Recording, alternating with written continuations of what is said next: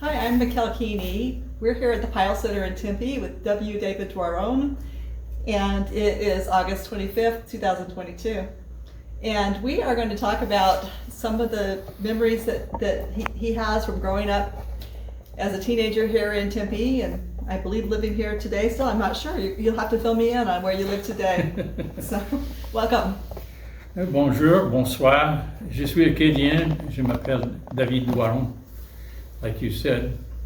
And the W, it was a cutesy name that my parents gave me, and I let it mistakenly get out back when I was a teenager. So there are a few people who know it, but I don't like to use it at all. So that's why this strange construction. And it's in good company. Everybody knows Paul McCartney, but not very many people call him James. That's his first name? J. Paul McCartney, yeah. Middle name. And you wouldn't dare call J. Edgar Hoover something besides J. Edgar Hoover. So does the W in your Louisiana pronunciation, does that stand for something, or it's just the W? It used to, but not anymore. Oh, you're not going to share with us? No, are you kidding? This is like Rumpelstiltskin then. We have to figure that out. No, but I won't answer yes or no. So. Well, okay. I might have to do some detective work later then. Oh boy. First I want to ask you about trains, because sure. my grandmother was known as the mother of the Golden Spike Railroad. She lived in northern Utah, and she spent 40 years campaigning to get Golden Spike to be a national park, which it finally became into the national park system. Wow. And so I have a affinity for trains, just as you do. Very good. I'm going to get to those. All right. I've got some train things. Okay, I just didn't want to forget to share that with you. No, definitely. All right, so if we put up a couple of things real quick here, I'll just show it in front of the camera. Everybody knows the word boudoir, right? Well, that doigt is exactly the same diphthong, and all you have to do is put an O-N on the end of it, and that's my name, Doiron. And the pronunciation looks like that if you were to try to play with it. So, Doiron. There's no R in the front. No, not draw. It's just Doiron. Doiron. Very good. And that's the end of that. Okay. Thank you. I'm wearing this Tempe High reunion shirt. I had to decide what I was going to wear, and thought, oh, this is innocuous. It's the 40th reunion 20 years ago, so it's been a while. I have a couple other shirts I thought about wearing, so I'll show you what they were. This is my Cajun shirt. That is the flag of the Acadiens, Benoît de l'Étoile Marie. The French flag doesn't have that star. The Cajuns have the star. And then there's also this, since you're talking about railroads. My grandfather was a Southern Pacific man, so he talked about railroads a lot. What was his job? So there's that. Do you know what his job was? He did all of them. He worked on track gangs, he worked as a conductor, he worked as a passenger agent, he worked as a fireman, he worked as an engineer, and he worked as a telegrapher. He liked being a telegrapher because that allowed him regular shift work. So anyway, I was born right after World War II in the border country of East Texas near Louisiana. And all Cajuns are related because we all came from a very small group of survivors. On both sides are you Cajun, on your mother's side and your father's side? Not my mother's side, just from my father's side. Okay. That was the primary influence in that area. Even my grandfather, who was German, liked Cajun music and food, so it sort of Your maternal grandfather was German? Yes. Okay, but still got into the Cajun culture. That's right. All right. And the relationship is pretty well known because the Cajuns spent 6 generations fairly isolated. Mm-hmm. There was a big enough group. There were like 24,000 people, so they weren't getting into the intermarriage problem. But they were still a closed community until Le Grand Dérangement. On Mom's side, we are related to Jim Bowie. Not direct descendants, because Jim Bowie didn't have any direct descendants. It was his sister Arminta that we were related to. And we're related to Kenny Loggins from Tennessee. And by marriage, we're related to Lyle Lovett. So we have some connections that way. And on my father's family side, we have the family tree back to the 1400s in France. And that's pretty neat, I think. Were you ever able to travel to France? Yes, as a matter of fact. Okay. What was it like? Did you feel any pull of heritage that you'd come from? I was struggling with language more than anything. That was the biggest thing on my mind at the time. So, my seventh great grandfather came to Baton Rouge, in the 1780s. His grandparents, his parents, and his 8 siblings were murdered by the English. He was the only survivor in the family. And it's kind of funny, Tempe, we're talking about Tempe City Council has gone through hoops and jumps and big expense to change names of things because they're worried about people being offended by names. And so with that, I should hold a grudge against all people who speak English, right? And I should be getting reparations. So I think people that carry grudges, and there are some cultures that carry grudges for thousands of years. It's a waste of time and it's counterproductive. And there's another little story that deals with minority. When I got out of the Air Force, I was scrambling for a job, and it was just a time period when there weren't very many jobs.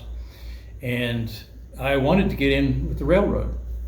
And no kidding, the railroad said, "We are saddled with quota requirements. And you're Cajun, but that's too small of a group to be a minority." Think about that.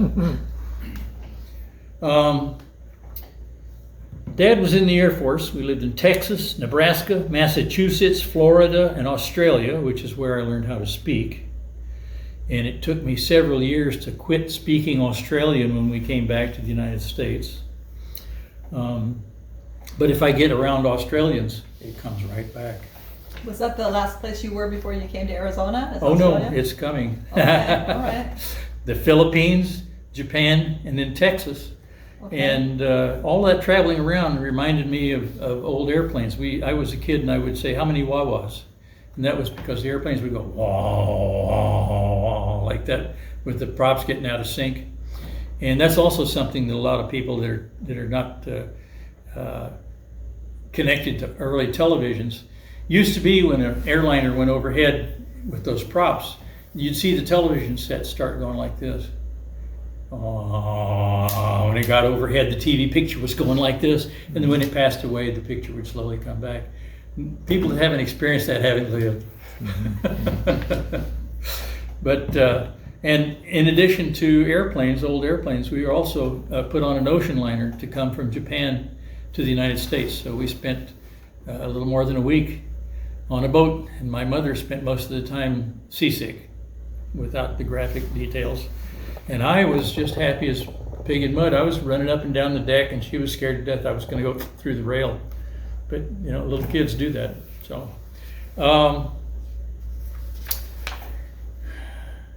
in fact, talking about TVs, the first TV that I remembered was across the street, neighbors across the street. Our house address was 1209 South Johnson, Pasadena, Texas. And the people across the street had a TV that was about as big as this table, and it had a little door in the front that had a tube about that big around. It was black and white. And the first television station in Houston that I could remember was KTRK, Kittrick. And they didn't have a syndicated set of programs. They weren't nationally connected to anything. At 7 o'clock in the evening, they turned on, but first, they had that pattern. Remember the weird pattern? So then they'd switch on the program, and they had one camera at the studio downtown Houston, and they had a local program that lasted 15 minutes, and another 15-minute program, and then another 30-minute program, and then after that they said, "Okay, that's it for the evening," and they put the pattern back, and they were done. So that was TV. Yeah. Boy, it sure changed. Since we had talked about Dad, I'm going to pull this down so you can see it a little better. This is my father. Is that framed up pretty good? All right. It looks nice, yes. And it says on here that he was United States Air Force, but he actually joined the Army Air Corps in Barksdale, Louisiana. Can I guess if your W is for Walter? You can guess all you want. All right. But he was in World War II and Korea. He was in both of those, so he got to do a bunch of fighting. And you can't see it because of the distance and how small it is, but he's got a whole bunch of ribbons. And that very top row in military application is the most distinguished of all the ribbons. And he has a Silver Star. Now, most people don't know, okay, Silver Star, it's a ribbon. There's only one medal higher than the Silver Star, and that's the Medal of Honor. And the reason why he didn't get the Medal of Honor is because he lived. Mm-hmm. They were doing raids out of New Guinea, Port Moresby, on Rabaul, which was the Japanese base to the north. You can look all this stuff up on the internet. And he was in a B-25, and the B-25 had the twin tails. The back of the airplane had, and I'll bring it down where the camera can see it. Oh, he's already got it adjusted, so I go got ahead. Oh, okay. Wherever you want to draw. Back of the airplane, we're not going to draw the front, just the back. Had the elevator going across this way with the tails like that on either side. Just like a B-24, okay? Well, anti-aircraft fire, I'm going to draw a little bit of this side. Anti-aircraft fire had hit this engine, so it was not putting out any power. And in fact, it had, the damage was also gone back, and it damaged this section right here, so that it wasn't staying out like it should be, streamlined. It was hanging back on the cords back this way, and the fin itself was acting like a parachute on the airplane. So they had one engine on this side that was all they had to fly with, and that tailpiece was hanging out like a parachute. So they were going to go down in Japanese controlled water, and they weren't going to live. So Dad was the smallest guy on the crew, like me, short.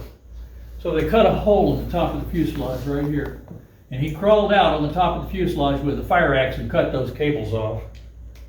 And when that thing went away, they could maintain just above the water. And they got to the New Guinea island. Now they couldn't get over the hump of the island, so they crashed on the north shore. That's and amazing. They burned the Norden bomb site, and they started to walk directly south to get over to Port Moresby. And the pygmies, the natives, came up and stopped them and said, no, no, no, Japan, Japan, Japan, up on the hill. The Japanese occupied the ridge. So they took them the long way around, and they came to the north shore where there was a Dutch coast watcher. If you've ever seen the little musical, what's it called? With the South Pacific. South Pacific, thank you, Okay. thank you. He was a coast watcher. Mm-hmm. And they found one of those guys, and he called in a Dutch freighter. The Dutch freighter sent a little boat out and picked up what was left of the crew. The captain was Jughead Maine from Louisiana, Dad, and a couple of others, and there's just about 4 survivors. That's all that lived through it all. And they went out and got on the boat, and they were taken to Australia. And that was still Japanese controlled water. And the crew told the captain, we're very grateful about this risk you're taking. And the captain says, oh, it's nothing. And he went out to just come with me, and he went out on the main deck and pulled a tarp off of a load on top of the deck of the boat. They had a Japanese Zero on the deck. What is that? It's a Japanese airplane that they'd confiscated. Oh. So they'd have all been killed just because they had Japanese military property on a Dutch freighter. Mm-hmm. But anyway, everybody lived, and that airplane came back to be analyzed and tested, and one of the reasons why the American Air Force was able to work up a strategy against those airplanes. They were amazing airplanes. Don't shortchange the Japanese aircraft manufacturing. They did a really good job. And then he got the Silver Star after that. He got the Silver Star for surviving and Who has crawling it today? It's in the house. I've got it. Okay. Dad passed away in Eloy in the late 80s. In 1956, this sounds very trite, but that's how it works out reading notes. Mom was having trouble with the humid climate, and so Dad got reassigned to Williams Air Force Base. And so we all went to Williams. And for those of you who don't know what Williams Air Force Base is, since it no longer exists, it's that airport just east of Chandler. And in fact, there is in certain stretches in that neighborhood a little piece of road called Williams Field Road. And to me, that would be a tribute to history and also to the servicemen. But Chandler has a certain amount of arrogance in its city hall, and they renamed Williams Field Road to Chandler Boulevard, like, snooty. So when you're on Williams Field, or when you're on Chandler Boulevard, you're really on Williams Field Road. Can you tell the story though of how you ended up in Tempe, because it was in between what you told Bill about the phone bills and the phone calls? Do you remember? No, I don't remember. Okay, it was something like your dad said if we lived in Oh, that Chandler. was later. That was later. Okay, that was later. All right. That's absolutely right. We actually, when we were still in Texas, we had an old Atlas, and Dad was talking about moving. He didn't want to live on base, although we did for a couple of years or a year and a half. He wanted to live off base, but he didn't want to live in Phoenix. That's too far. He said somewhere east of Phoenix, somewhere on that side. And so I went to my bedroom with the Atlas, and I'm looking and looking, and I'm thinking, is there any railroad nearby? I want to be somewhere on the railroad. I don't want to miss out on that. And I found where the Southern Pacific Line went through Mesa and Tempe and then went into Phoenix, and I thought, Tempe, that would be a good place. I like that name. I didn't know how to pronounce it then. So I put a circle on it, and that circle's still in the Atlas. I still have it. So I was a prophet. There you go. But later on, when we were debating about which house to buy, and they were talking about various places, I heard Dad talking about if he got us into Tempe. Tempe was in a dialing code that was no toll call to the base and to Phoenix. It was right in the sweet spot where you could call all over the valley. Whereas if you were in Chandler, it was a long distance call to call Phoenix. If you were in Phoenix, it was a long distance call to call the base. Mm-hmm. So Tempe was a really neat spot. That went away, in the 80s, I think. And it's so interesting though that even today, well, back then you thought it was central, right, to the valley. Yeah. Although there wasn't much out in Chandler or Gilbert back then. And now there's so much out in the East Valley, but Tempe's still central to the whole because it's gone out west as well. Yeah, I mean, it goes all the way out to the White Tank Mountains. Not very many people really realize that, how much it is in the middle. And if you think of the Indian Reservation, this is a good one for the chart too. Still got me here? He's ready with the camera. He's got you. The Indian Reservation is like that, and South Mountain Park is like this. So you've got Phoenix up here and the South Valley down here. There's a narrow spot right here. That's where Tempe is. We are a choke point on everything going around except for traffic that goes around the south end of South Mountain. But this is really neat. We've got open areas on both sides of us, and those open areas are getting harder and harder to find since Tempe City Council wants to turn Tempe into Manhattan. Now, how old were you when you moved to Phoenix or to Arizona? I was 10. You were 10. What year? That'd be 1957. 57, all right. And was it summertime or was it the middle of the school year? I can't remember. All right. So do you remember your first summer here? We had a swamp cooler. A swamp cooler? Yep, and as a kid, kids are more tolerant of temperature. I didn't notice it as much. What was a typical summer day like for you? Like you got up and then what did you do? Did you play games in the neighborhood? Went out and played.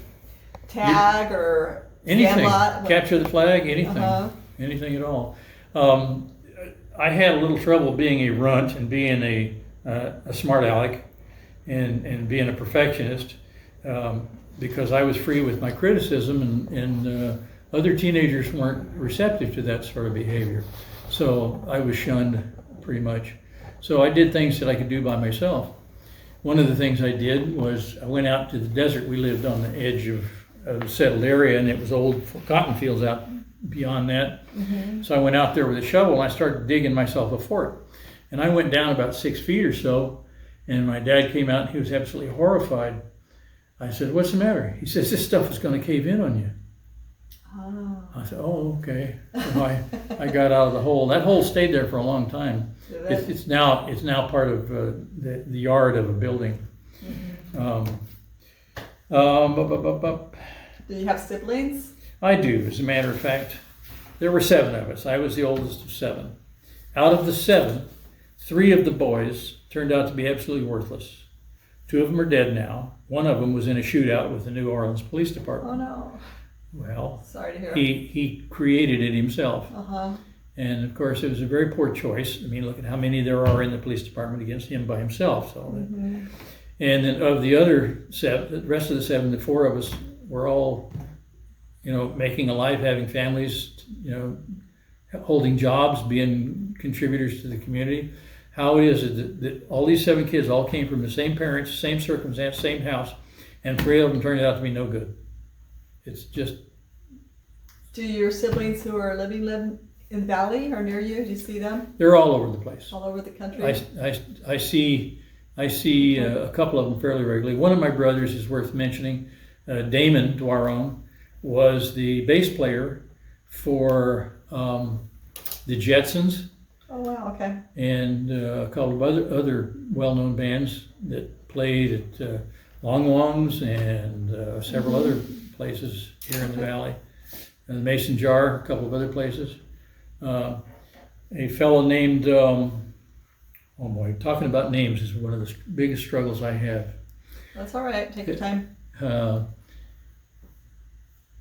Joe Walsh of the Eagles Uh-huh. tried to recruit him to be his bass player. Okay. And Damon says, I know how you treat your band members. No, thank you. He must have been a good bass player though, because Yeah. Joe Walsh is a great guitar player. Yeah, he really is. Unfortunately, it's gone to his head. Yeah. Are you a musician too? Say it again. Were your parents musicians? Did they sing around the house or Not play with a, piano? not or with a anything? bucket. No? Couldn't carry Just it the one too. brother ended up being a bass player. That's Okay. the one. Right. Yeah. We lived on base about 2 years. Then at that time, I was bused to St. Mary's in Chandler. That's now a vacant lot, and I always thought of it as a big facility. Mm-hmm. But you go there, it's a little dinky vacant lot. But when you first moved here, you were in elementary school? Yes. Where did you go to elementary school? At St. Mary's. in Oh, that Chandler. was at St. Mary's. Okay, Yeah, there we go. We were All right. bused. Okay. And then the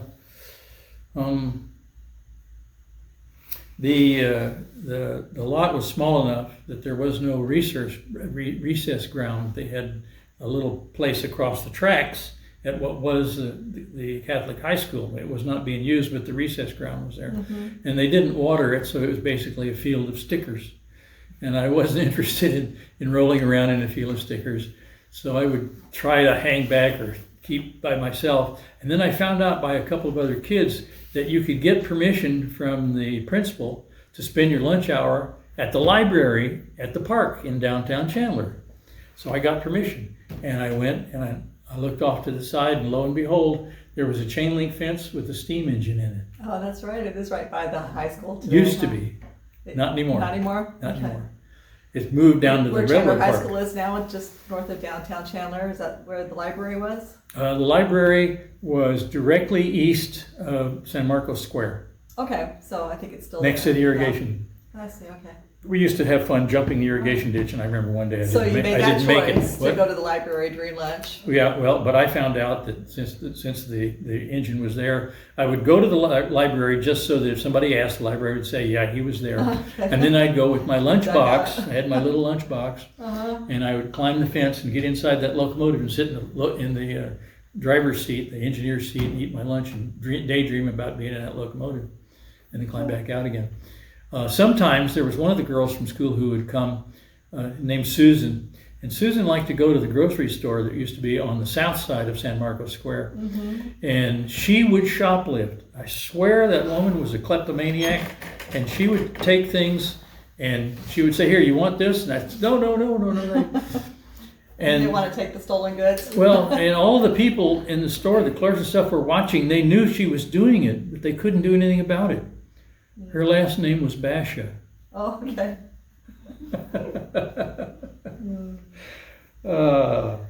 So I found it interesting for your scout troop, though. You were going to, I'm probably jumping ahead here, but the community church troop instead of the Catholic troop. How did that come about? Well, a couple of the guys that I knew at Mount Carmel, which we haven't talked about yet, were in that troop. Okay. And so that's why. So you went where your friends were? I did, yes. Matter of Okay. fact. And what was your Eagle Scout project? What was what? Your Eagle Scout project? Back then, back in the old days, Uh-huh. Eagle Scouts didn't have a project. No? Okay. We What did had you the- do then? You the said you had lots prerequisite- and lots the of badges, prerequisite- merit badges. Prerequisite was that number of merit Uh-huh. badges and some other little things, and we did all of that. Okay, well, congratulations on, Well, there was another There you go. program beyond that. oh, That's the what is it order, called? the Order of the Arrow. Yes, okay. And the Order of the Arrow has 3 grades: the basic Uh-huh. arrow, or the arrow with 2 bars, Uh-huh. the arrow with 2 bars and a triangle. I had all 3. And tell me where you would go camping from where you lived. Oh, all over. We went to South Mountain a lot. We went up Uh-huh. to Superstitions a lot. We went up to the Rim Country a lot. We would go out into what's now the West Valley, sometimes for desert camping. Not so much during the summer because of the heat, but when winter and fall, spring and fall were the good times. That's when most of the stuff was going on. So, oh, by the way, I was trying to mention the kids I knew in Chandler. We need to include Kathleen McDermott was the cutest girl at in St. Mary's, and I was crazy about her, but because I was ugly and a runt, she ignored me. She still does. I don't know the name. McDermott, is that what you said? Yeah, but she's married to Tom Escobedo, and your colleague, the other lady, Michelle. knows her Oh, okay. personally. Okay. So that was kind of a connection. All right. So pretty neat, really. Uh-huh. Anyway, I pestered Mom and Dad about going to Tempe, and when we moved, we got a house at the intersection of Broadmoor and Concordia. Okay. And people think, well, that's not possible because Broadmoor is an east-west street, Concordia is an east-west street. They don't intersect. One place they do in Tempe. One place. And we got that lot because it was the biggest lot in the whole subdivision. And it was a lot that was being built by Canal. It's probably misspelled. Canal Homes. This was an experiment. He wanted to see if he could make any money with it. He did, so he went and made bigger projects after that. There was a big street right here, is just 2 lanes.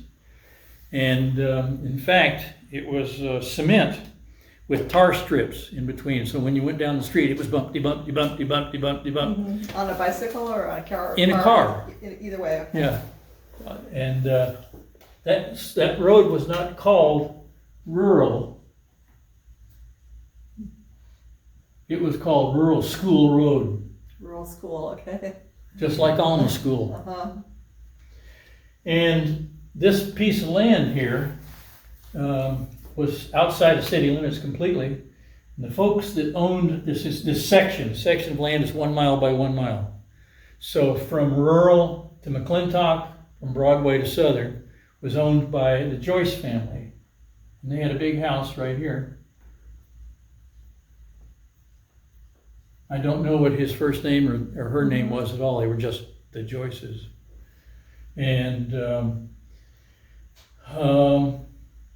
this house on this side was the Huddlestons. He ran insurance agency in Tempe forever and ever, Bill Huddleston. And his son, Bill Huddleston, who is a friend of mine, also ran that agency when his dad died.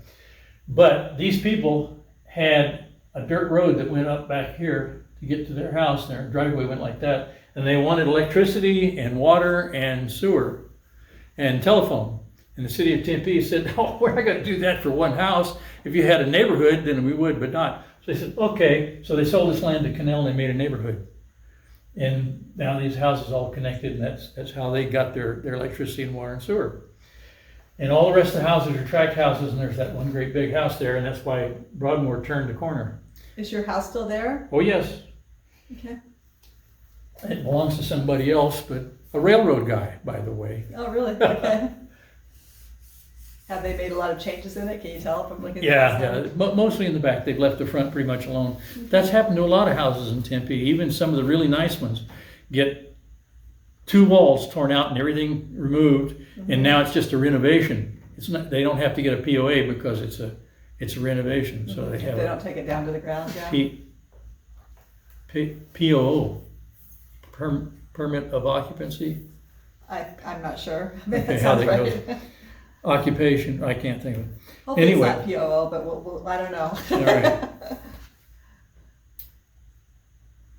Oh, yes. Then I went for half a year at Mount Carmel, Okay. and the teacher was a gal named Mary Valeria.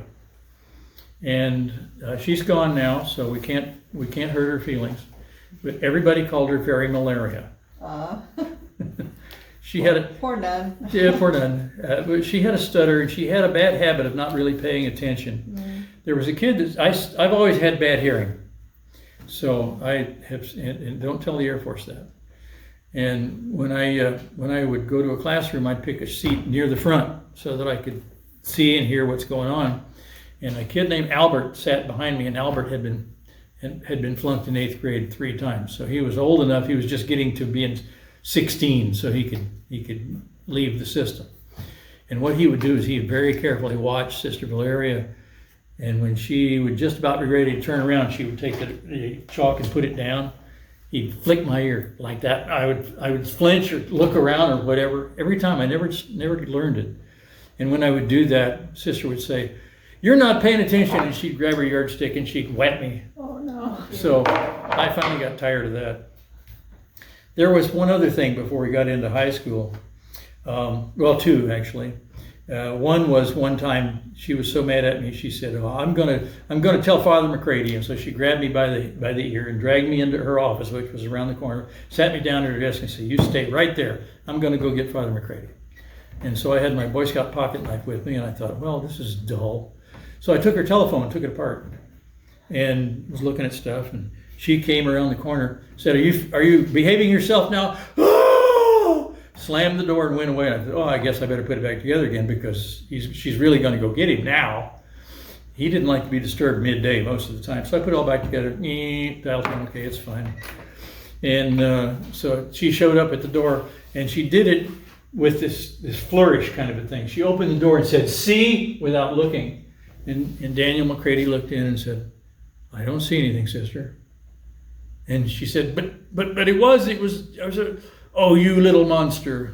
And so she sat me back in class, and he went away, and she never did anything like that to me again. I don't know if it's spooked her or what. So what year was that? Your 8th grade year? Eighth grade, right? And then where did you go to high school after that? I went to Tempe High, but before I did, That's right, you got the shirt. but yeah, before I did, there was a couple of kids in my 8th grade class who got invited to go take the entrance exam for Brophy. Oh, okay. Very prestigious. I did not get invited, and I thought to myself, I wonder if I could even pass that test. So I checked, and I could take the test even though I wasn't invited. So I went and took the test. 3 of us went and took the test. Out of the 3 of us, I was the only one that passed the test, and I wasn't invited. Okay. And I didn't go to Brophy. I didn't want to. They were very upset. You passed the test. You know, I don't want to go to Brophy. How would you have gotten there then? Did they have buses, or would your parents have had to take you? I don't know. And my parents couldn't have taken me because there was 6 kids younger than me still living at home. And your mom worked, right? Did Yes. she always work at the grocery store, or where did she work? No, she worked at a grocery store. She Restaurant? worked primarily at a place called Harmon's Big Red Barn on the Mesa Tempe Highway. Okay. You guys know that? Okay, Harmon's had one of the very first Kentucky Fried Chicken franchises. And between Mesa and Tempe was highway. It was just open road. It wasn't street, it was an open highway.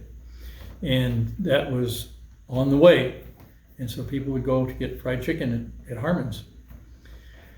And by the way, she worked evening, and when the restaurant closed down, people knew that she had all those kids at home, and if there was chicken left over, like in buckets or something, then she would get it, and maybe a piece of pie or whatever. And if she had that and came home, we ate.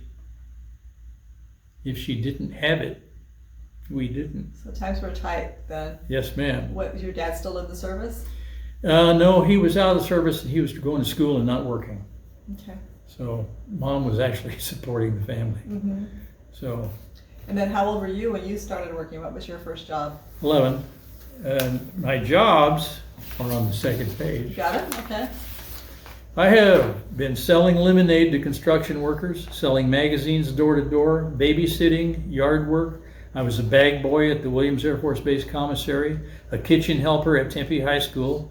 I gained 20 pounds when I got into that kitchen. Bag boy at El Rancho. El Rancho now, that's now a great big building that's going up. It's going to make us look like Manhattan. Burger Chef on 5th Street. Monty's, I got all kinds of stories about Leonard Monty. Gamage, back when it was brand new. Standard Oil, the night shift at 10th and Mill. And also the Standard Station at Central and Van Bureau, the night shift. I mean all night from like downtown Phoenix all night by myself. On Van Buren, okay. Yeah, boy, I wouldn't want to be down there now, and I'm a lot bigger. Flint British Motors, citrus loading at Clark Packers, odd jobs at Tower Plaza, and a concrete worker.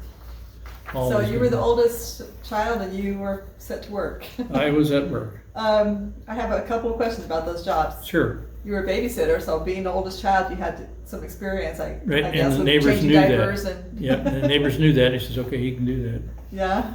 And then a bag boy at El Rancho, you worked for tips, or what did you? Just tips. Well, I shouldn't say just tips. At the commissary, it was just tips. At El Okay. Rancho, we made 75 cents an hour, Uh-huh, but those were silver quarters. So it was worth something. uh-huh. I don't know what the conversion would be, but it's more than 75 cents now. And then what did you do at Gamage? At Gamage, I was the light guy. If Okay. you go into the middle of the seating area at Gamage, downstairs, not the upper balconies, but the downstairs seating area, and turn around and look behind you, there's two little windows in the back wall. The one on the right is the light studio. The one on the left is the sound studio. Neither one of those are used for that anymore. They're just storage closets, and they're filled with junk. And they've moved all the wiring and all the machinery up to a place in the middle of the auditorium now. That's the current fashion, is the good people that control the lights and the sound are right in the middle of the audience. And by working that job, I got to meet some really interesting people. I met, for example, the Kingston Trio. I met John Denver. I met Gordon Lightfoot before he was anybody. In fact, when I was in pilot training, I was going through the records at the base exchange, and I found this record, Gordon Lightfoot. By golly, he made it. How neat. So would you say that was one of your most influential jobs for your later life? No, No? it's just an a interesting job. Just a job. What was one of the best preparations for your later Oh life? my.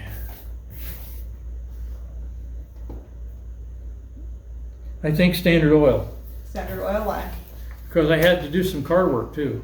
You had to be something of a mechanic. And so in learning mechanic, when I was out of the Air Force and then looking for a job again, I forgot to put that in there. I did a couple of mechanics jobs. I forgot to put them in. I could support my family by working as a mechanic. I worked on Jags, MGs, occasionally the Ferrari or Alfa Romeo. Those Italian cars are a pain. But I got to be so that if there was any Lucas Electrical work in 2 counties, they would come to me. I could fix Lucas Electrics, and most everybody would say, nobody can fix Lucas Electrics, What, is but I that could. a car engine type? I don't know. No, what it's that is. it's like the windshield wiper and Okay. the lights and all the connection stuff on English cars. Jaguars, MGs, Austin Okay. Healey's all used Lucas Electrics. All right, so that became a specialty for you then. Yep.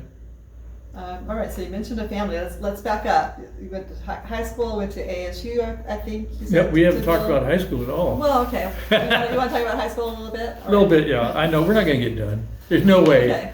I want to get to your family though. I want to hear about the Okay. marriage and children, whatever you have there. In So high tell us about school, while I was working at El Rancho, Uh-huh. one night we were getting ready to clean up and we heard an alarm. Ling, ling, ling, ling, ling, ling, ling, ling. It's a fire alarm.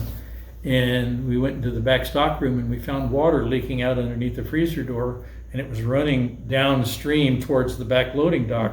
So we cleared the boxes out of the way, the cardboard boxes. A kid named Daryl Krantz. Krantz family's been in Tempe forever.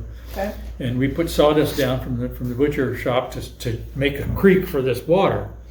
And we got the boxes as far out of the way as we could. And Jack was the manager for closing up, and we told Jack, this is a problem here. We need to shut the water off. He says, oh, you guys are crazy. And he opened the door to the freezer compartment, and a wall 4 foot high of water washed him out into the back lot. So we laughed and laughed and laughed and laughed. And the reason why that had gone off was because that freezer was shut off for work. And they left the light on and closed the door. So the light made it hotter and hotter and hotter. And the temperature sensor for these sprinkler heads is set for whatever is the normal temperature. In this room, it shouldn't get any hotter than 120 degrees. That would be if the air conditioner's off, then that should be as much as you see. And if you had a fire, it would raise it above that temperature. Well, in a freezer compartment, because it's down at 30, then you're going to have something lower than that. And so they had it set for like 80 degrees in the freezer compartment, or some other number. And with the door closed and the light on, it went off, the sprinkler was running, and it just filled that room up. Those things put out a lot of water in a very short time. So it had run for half an hour or 45 minutes, so it filled right up. So the other thing about school that I need to mention, a couple of names that were very important to me. Where did I put them? How far was the Tempe High from where you lived? Did you walk or ride your bike? Well, that neighborhood I was telling you about was at Rural Road. Okay. So I rode my bike. Okay. Now, there were some kids that walked, but that's the ones that were so fashionable that they couldn't be caught dead on a bicycle. Okay. But for those of us who were practical people and didn't care about our looks or our social status, we rode bikes.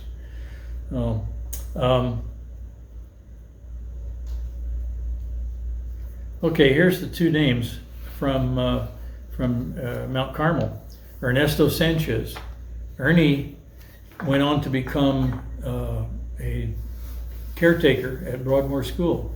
And when my kids who went to Broadmoor School were talking about Ernie, and I thought, Ernie, I wonder, what's his last name? Sanchez. I wonder if it's him. I went over and there it was Ernesto Sanchez. And I really liked him because he treated me nicely when I was in grade school. In a whole class of people where it was hard for me to make friends, he was a good guy. And the other one was a kid named Stephen Coppinger. The Coppingers were a strange family in the sense that they were not really well known socially, but they used to have a farm that went almost all the way from Apache, between Rural and Terrace. Okay. From Apache to Transmission Road. Are you familiar with Transmission Road? No. Okay. Transmission Road was the original 8th Street. Okay. And it clung to the riverbank because below that area it was down in the watershed. University now is built down in where the river used to flow when it went up high. So they didn't build down in there, they stayed up high on the riverbank. So 8th Street didn't go straight, it went in a curve. And because the power lines that went from the original generating stations along the river went up towards it actually came from the dam and it went down towards Phoenix, were transmission lines. They call it Transmission Road. We always thought it meant that it was such a rough road the transmission would fall out of your car driving on the road. Had another meaning. All right. There was another thing. McCready, he every Sunday would preach about donations for his. This is the priest. Yeah, at Mount Carmel. He wanted to put bells in the church. We had no bells because they were still just like building. Like a bell tower or hand bells? Oh no, just the Carillon bells that would play, and he finally got them in the 90s. Okay. So you hear those bells. To me, they're McCready's bells. The Congregational Church Troop was Jerome Horton was the scoutmaster. Jerry Horton was one of the best scoutmasters in Tempe. And down the street from where I live now was a guy named Theo LeBaron, and Theo was the sales manager for Dana Brothers, and he was also one of the regional directors of Boy Scouts of America in Arizona. Okay. And when Theo passed away, we used to see his wife Elaine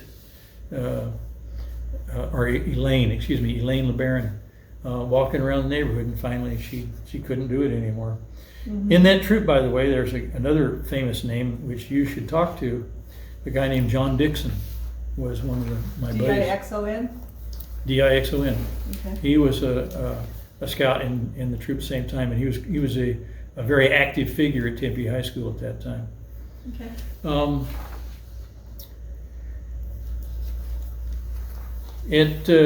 At Tempe High, I was too shy and had short legs and weird shaped head, so I didn't fit into very much. So you didn't do sports or extracurricular? I didn't do sports. I did You were busy working after school, right? I was still working. I worked my way through high Yeah. school. I worked my way through college. I kept working. Uh-huh. But I could sort of sing and I could sort of do drama, so I tried those two things.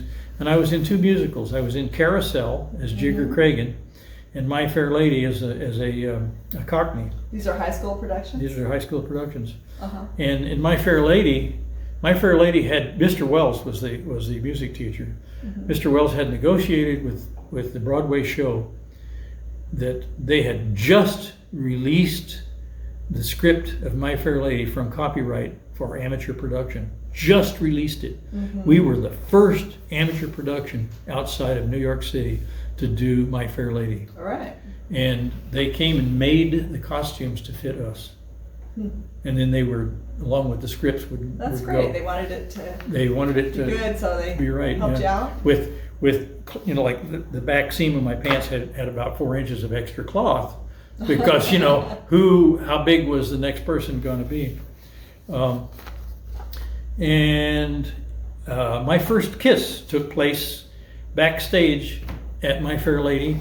There was a coach, Ned Wolk, at ASU. He was a basketball coach, really well known, really well liked. Had a daughter named Stephanie.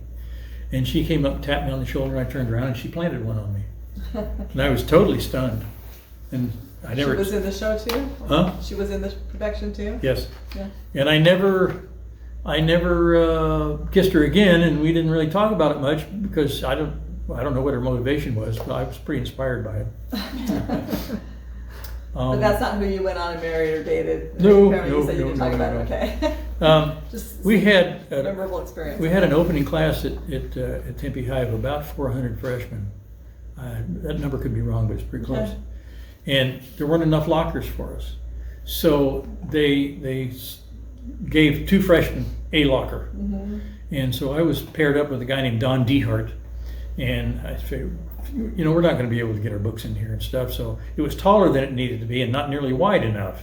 I thought that was pretty stupid. They could have made the things wider and shorter and put more in, but no. So I came up with a system with 2 pieces of plywood on the side with a little ledge and a piece of plywood on top to divide it in half. And it's such a great idea that people would see us open our locker up and our books were all organized and say, "Hey, can you make one of those for me?" I said, "No, but you can look at this one and make your own." And I had a notebook with this herald on it that I had hand drawn.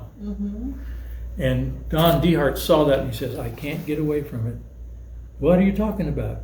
He says, "My dad works at the depot in Mesa." Oh, for Southern Pacific? I spent as much time in Mesa at the Mesa Depot talking to Don Dehart Sr. as I could. Okay, so then you had a connection. I had a Like, connection I'm there. I'm there, okay. Yeah. Yeah. And Don Dehart didn't do so well as the junior, did not do so well. Well, we talked about all the different jobs I had, but I can tell you that when I was in high school, I didn't have a whole lot of self-esteem, but there were 3 teachers I need to tell you about. Malcolm Wells was a science teacher, and when I got there, the science building was the closest building in Tempe High to the tracks, and his classroom was the closest room in that building to the tracks. So I sat in the left front seat, the closest seat in that classroom in that building to the tracks. And when the Sunset Limited came by every morning, I'd watch it. And one day he was annoyed by the fact that I was not looking at him while he's lecturing and watching his train go by. So he asked me a question, and I answered the question without looking at him. And he said, "Please see me after class." And so he said, "That's very rude to not look at me when you're addressing me." I said, "But don't ask me a question when the Sunset Limited comes through. I do all your extra credit work. I get A+ in the class. I'm your best student. Give me a break." So he did. Mr. D, Roland de Munbrun, who did not get along with the school board at all, but he was the best teacher Tempe I ever had. He started me thinking.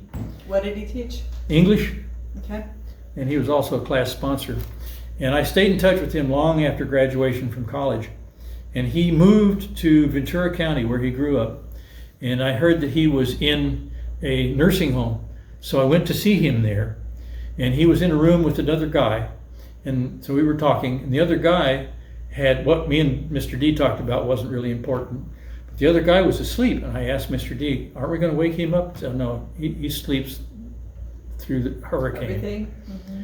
And I looked up on the wall above this man's bed, and there was a profile of an airplane, and I recognized it. It was Douglas Dauntless. And I asked Mr. D, what's the story about that airplane up on the wall? And Mr. D said, that man asleep on that bunk right there won the Battle of Midway. Oh, wow. He designed the Douglas Dauntless, and that's what sunk the Japanese carriers. And there he was, all by himself in a nursing home. The third man is Kenneth Wells. Kenneth Wells nurtured my self-confidence and told me that I could do some things in the musicals that I wasn't sure I could, but I actually did pretty well. And the house I moved into was just down the street from Ken Wells' house, so he, as he got frail, would ask. I was the youngest guy in the neighborhood. Would you come help me with such? So I did. And at one point, he was so frail that he fell down in the bathtub and was bleeding. And his wife, Edith, couldn't do anything about it. So she called me, and I come running over. Diane, my wife, is a nurse. So we came over and figured he needed some help. So we got him cleaned up and put him in a car, and we took him, and he ended up at Banner Desert Samaritan. And he had bad bleed, heart bleed, all kinds of bleeding going on. He was losing blood internally. And they did everything they could, but by about 11:30 that night, they called and said, he's passing, and you should bring Edith. So we brought her there, and Edith was so, I don't want to say she has dementia, but she was so distraught that she wasn't really there. She was just kind of closed up. So the three of us were gathered around Ken as he was dying. He couldn't speak, but dying people can still hear. That's the last thing that goes. Yeah. And I was holding his hand, and I told him goodbye, and he squeezed my hand back, and he was gone. I'm so glad you got to have that experience, though, to help him and his wife in their time of need. So at ASU, it was basically survival and ROTC. Classwork was a struggle, and I lived in a little place we called the Golf Course Arms, because every room was a hole.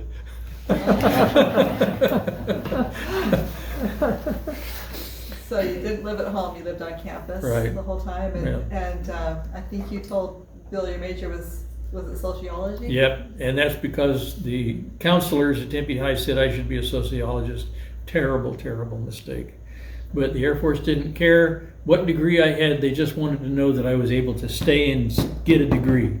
And that's what college is basically, is just proving you can study and learn. Doesn't matter what you learn, except for certain, like engineering and some other things. So you were ROTC while you were there? Did that help pay I for was an ROTC, and tuition? the fact that I was a drill instructor in Boy Scouts helped a great deal. I knew all about drilling, still do. Tell me about the hats that you brought.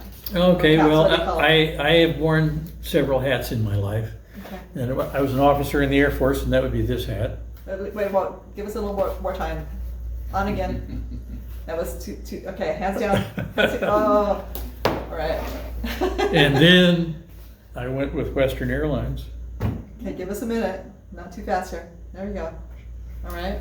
And then... What did you do for the airlines? I was a captain. All right. And Delta Airlines. Okay.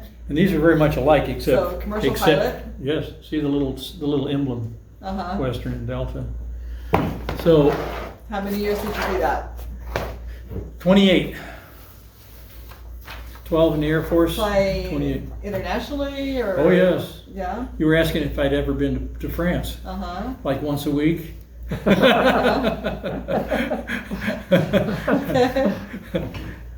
a really good friend of mine lives just outside of Paris in a little town called Rueil-Malmaison.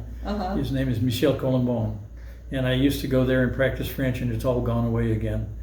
It's a shame if you don't practice a language, it just disappears. Yeah, it's hard to stay fluent. Yeah. I got to tell you about a little street called Epley. Now, I'll write it down real quick.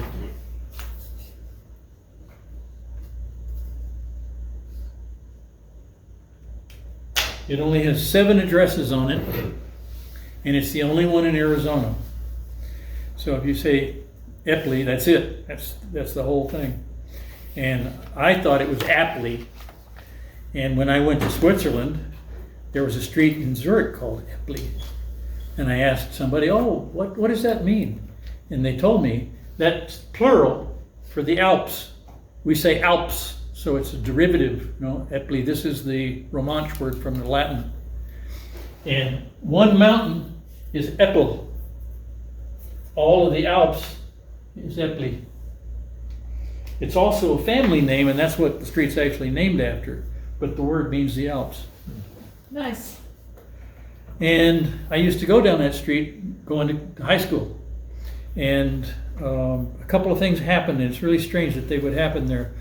One was, I was by myself one time, and I had my little 6 transistor radio. Now, the rich kids had 8 transistor radios. 8 transistor radio could go higher on the band, and they could reach all the way up to 1360 and get KRUX, which was the top 40 station. Yeah, I remember. But the poor kids could only get 6 transistor radios, so we had to listen to KRIZ, which was 1230, lower down on the band, because it was easier to get on a 6 transistor radio. So it's in the basket, had a front basket, an old-timey style, front basket on this bike. I'm going down Epley listening to this song about I Want to Hold Your Hand. And in high school, I made friends with several people. Jerry Du Bois, Gary Levan, Charlie Davis. Keith Davis was a professor of economics at ASU. Mike Hood. Mike, Gary, and Charlie joined me in the first tribute band in Arizona for the Beatles. I was Ringo. I was going to say, I thought you said you didn't do music, but I could beat drums. Okay.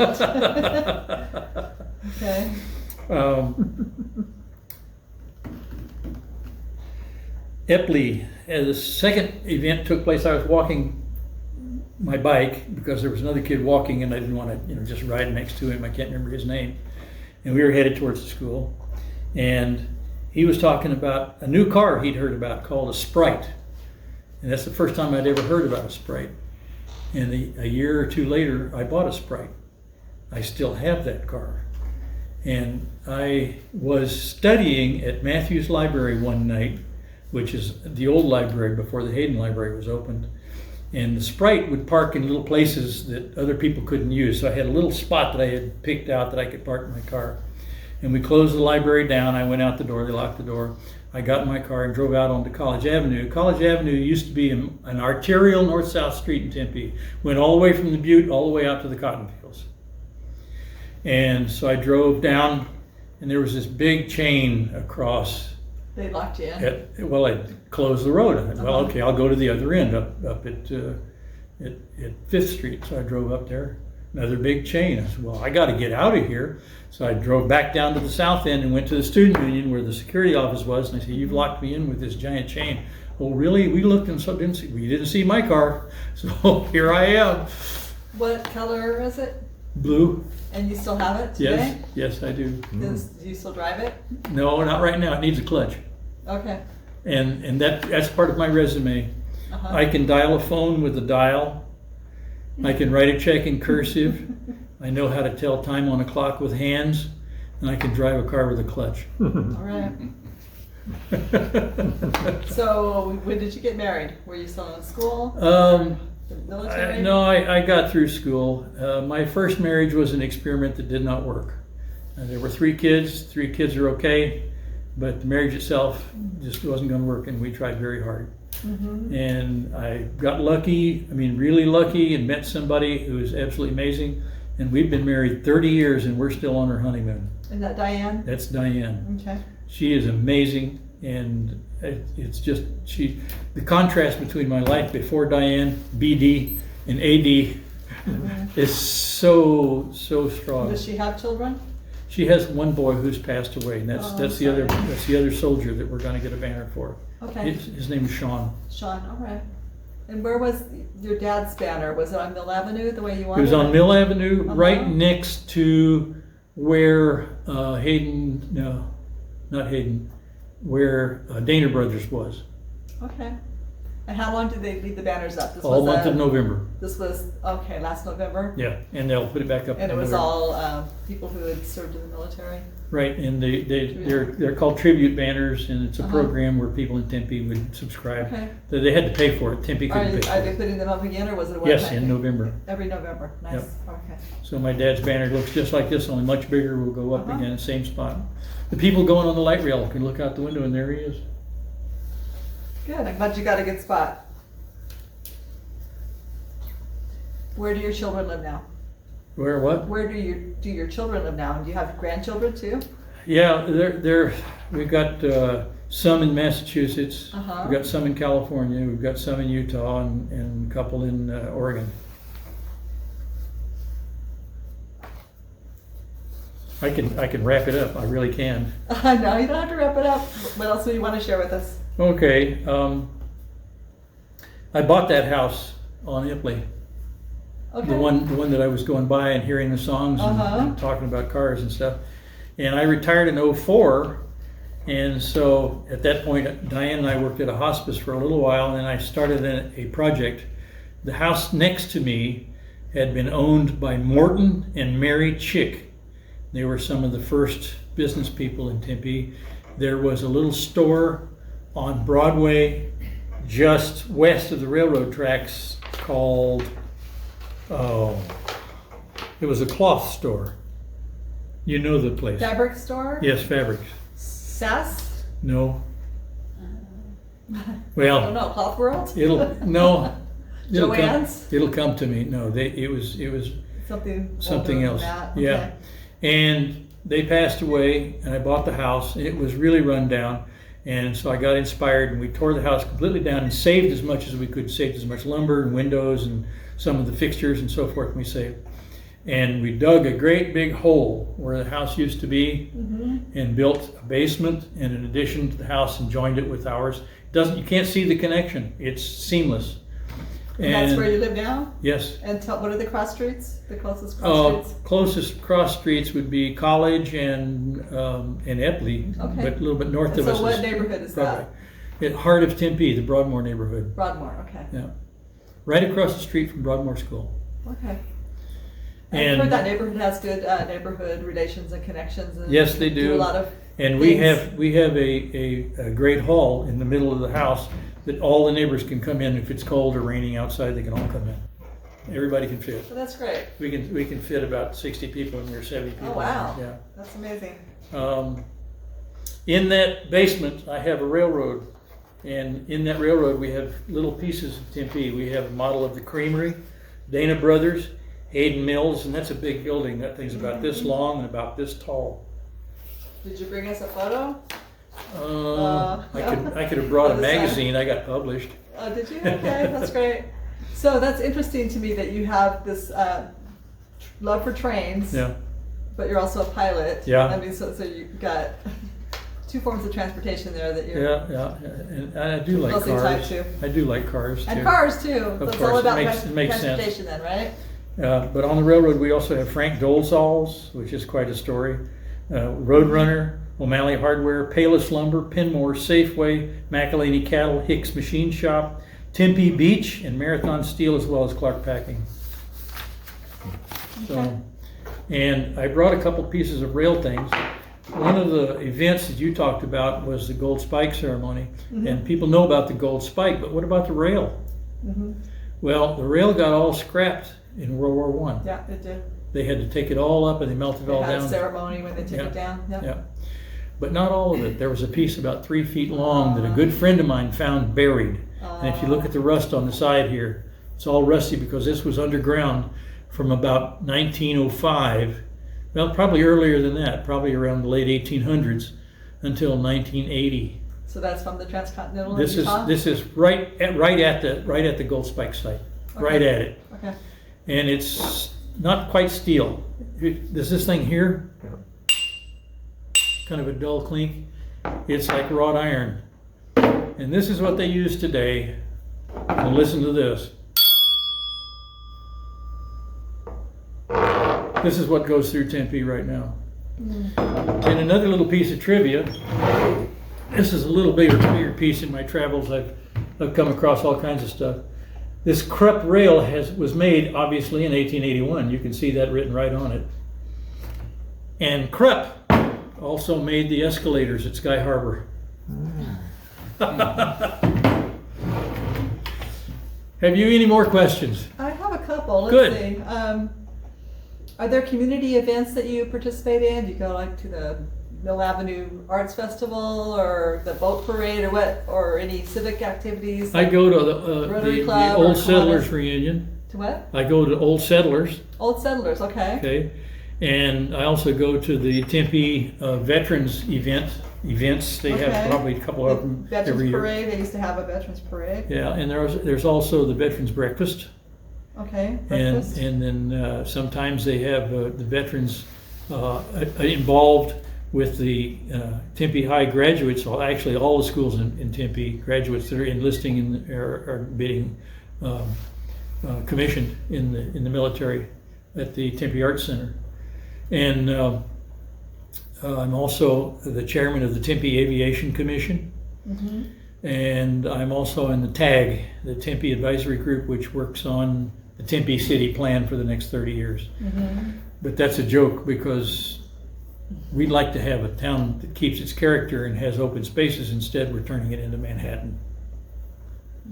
Any other questions? Well, we have a tradition that we open it up to the other people attending here to see if they have any questions for you, so. Yes, please. What do you like best about Tempe? What I like best is the people. I've made some really good friends. I can get along with my neighbors. You know, after years and years of having no self-confidence, it's great to be able to feel welcome and safe around the people that I live around. My next door neighbor taught at Broadmoor School for years and years and years, Wilberta Smith. She died a couple of years ago, and she was like 2 weeks shy of her 100th birthday. Almost made it. Wilberta. Wilberta. Her First parents wanted to have a son named Wilbur, name. Okay. and named after Wilbur Wilberta. Wright. And she was a girl, so they made her Wilberta with a T, Wilberta. Yeah. Really, really wonderful lady, and my kids loved her too, so that was nice. Across the street was Keith Davis. Across the alley was Ned Wolk. Do you have younger families moving into the new neighborhood now? Yeah, now I'm the old guy. Okay. I was the youngest one when I moved in, and now I'm the oldest one. It's interesting how neighborhoods go through cycles They like do, that, yeah. isn't it? Yeah, it's true. Okay. I appreciate how you have really maybe struggled, as you said, in your younger years with finding your place and your confidence level, but yet now in retirement, you're very much engaged in your neighborhood and your community and very much mindful of bettering it. It seems like you are indispensable now with helping all of us to find ways that we can contribute and add to the community. How would you help us to come to that ourselves? I wouldn't call myself indispensable. I just feel like I've been given this great community to grow up in, and I should give back.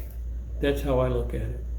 And if other people can see that themselves, that would be the best motivation I can think of. Well, we appreciate that. Is there anything that you would like to share for your posterity? Any message you'd like to give? How would you like them to remember you? Lâche pas la patate. That means don't drop the potato literally, but what it really means is never give up. Right, never give up. I like that. Thank you so much, David. Appreciate your time. You're most certainly welcome. Thank you.